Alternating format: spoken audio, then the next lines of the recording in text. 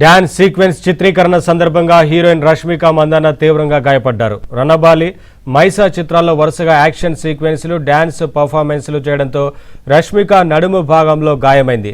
రష్మిక 6 వారాల పాటు పూర్తిగా విశ్రాంతి తీసుకోవాలని వైద్యులు సూచించారు. ఆమె త్వరగా కోలుకోవాలని అభిమానులు, శ్రేయోభిలాషులు కోరుకుంటున్నారు.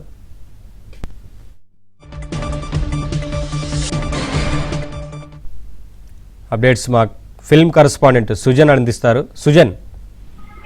ఎస్ నవీన్, ఇండియాలోనే పాన్ ఇండియా వ్యాప్తంగా కూడా ఒక బిజియెస్ట్ హీరోయిన్ గా రష్మిక మందన ఉన్నారు.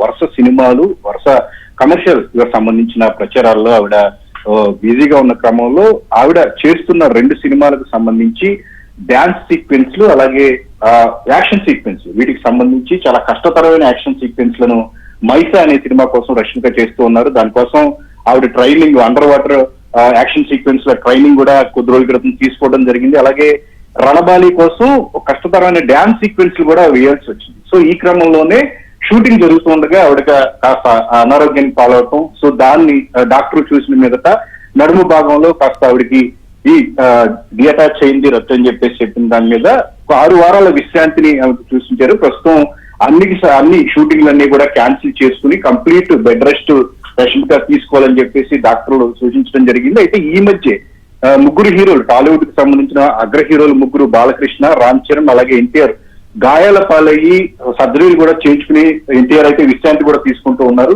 ఇదే క్రమంలో ఇప్పుడు మరొక టాప్ హీరోయిన్ అయినటువంటి రష్మిక కూడా ఈ రకంగా గాయం పాలవటం పట్ల అంతా కూడా ఒక చర్చనీయాంశమైంది. అభిమానులు అందరూ కూడా త్వరగా కోలుకుని అందరూ మళ్ళీ తిరిగి షూటింగ్ లో పాల్గొనాలని కోరుకుంటారు. రష్మిక తగిలిన గాయానికి కూడా వెంటనే మాని తిరిగి ఆవిడ పూర్తి ఆరోగ్యంతో చిత్రీకరణలో పాల్గొనాలని చెప్పేసి ఇటు ఇండస్ట్రీకి సంబంధించిన వారు, అటు ఆమె అభిమానులు కూడా ఇప్పుడు కోరుకుంటూ ఉన్నారు. Thank you Sujan.